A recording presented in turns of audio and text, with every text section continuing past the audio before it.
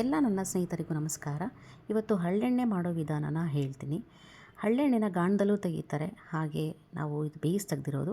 ನಾನು ನಮ್ಮ ಅತ್ತೆ ಇಬ್ಬರು ಹಳ್ಳನ್ನ ಕ್ಲೀನ್ ಮಾಡಿ ಅದ್ರಲ್ಲಿ ಜೊಳ್ಳನ್ನ ತೆಗೆದು ತದನಂತರ ಅದನ್ನು ಒಂದು ಚೀಲದಲ್ಲಿ ತುಂಬಿಕೊಂಡು ಎತ್ತಿಟ್ಕೊಂಡ್ವಿ ಮೊದಲನೇ ದಿನ.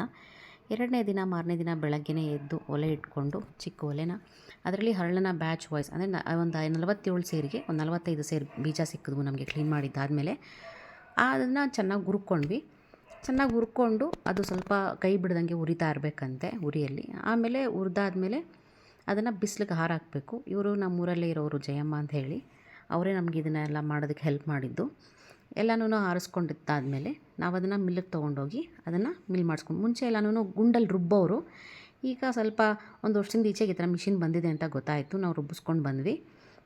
ಆಮೇಲೆ ಒಲೆ ಇಡೋದಕ್ಕೋಸ್ಕರ ಒಲೆ ತಕ್ಕೊಂಡ್ವಿ, ನಾವು ಮನೆ ಪಕ್ಕದಲ್ಲಿ ತಕ್ಕೊಂಡು ದೊಡ್ಡ ದೊಡ್ಡ ತಪ್ಪಲೆಗೆ ಮಣ್ಣು ಸವರಿದ್ದೀವಿ. ಯಾಕೆ ಅಂದರೆ ಮಣ್ಣು ಸವರೋದು ಏನಕ್ಕೆ ಅಂದರೆ ಮಸಿ ಆಗದೇ ಇರಲಿ ಅಂತ. ನನ್ನ ಮೈದಂದಿಬ್ಬರು ತೆಗೆದ್ರು.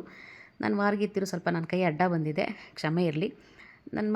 ರುಬ್ಬಿದ್ರದನ್ನು ನಾವು ದೇವ್ರನ್ನ ಅದು ಪ್ರಾರ್ಥನೆ ಮಾಡಿಕೊಂಡು ಅದಕ್ಕೆ ಹಾಕ್ತೀವಿ, ಸಮನಾಗಿ ಹಾಕ್ತೀವಿ. 3 ತಪ್ಪಲೆಗೂ ಸಮನಾಗಿ ಹಾಕಿದ್ವಿ. ಇದು ಪ್ರೋಸೆಸ್ ಸ್ಟಾರ್ಟ್ ಮಾಡಿದ್ದು ಒಂದು 10 ಗಂಟೆಗೆ ಸ್ಟಾರ್ಟ್ ಮಾಡಿದ್ದು.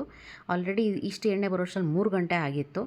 ಆಮೇಲೆ ಪೂರ್ತಿ ಎಣ್ಣೆ ಬರೋಷ್ಟರಲ್ಲಿ ನಮ್ಗೊಂದು 6 ಗಂಟೆ ಆಗಿ ನಾವೆಲ್ಲನೂ ವಿಡಿಯೋ ಮಾಡೋಕ್ಕಾಗಲಿಲ್ಲ. ಬರೀ ಎಣ್ಣೆ ಮೇಲೆ ತೇಲ್ ಬರುತ್ತೆ, ಅದನ್ನು ಬಸ್ಕೊಂಡು ಸೋಸ್ಕೊಳ್ತೀವಿ. 45 ಸೇರಿಗೆ ಒಂದು 15 ಸೇರು ಎಣ್ಣೆ ಬಂತು. Thank you.